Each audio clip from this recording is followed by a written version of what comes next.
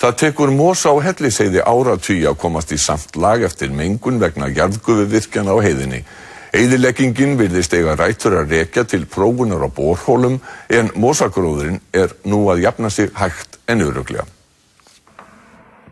Fyrir 4 árum kom í ljós að mosi hafði drepist á stóru svæði við Hellisheiðarvirkjun.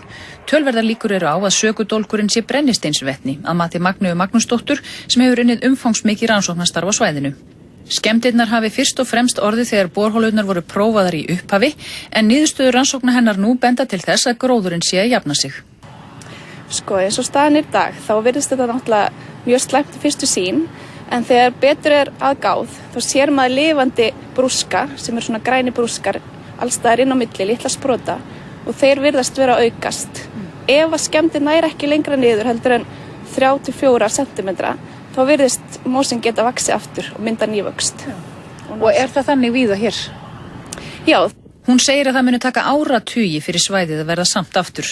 Til þess að ýta undir vöxt mosans hefur Magnea gert tilraunir með að blanda honum við súrmjólk, setja í blandara og hella yfir jarðveginn og mosinn tók vel við sér.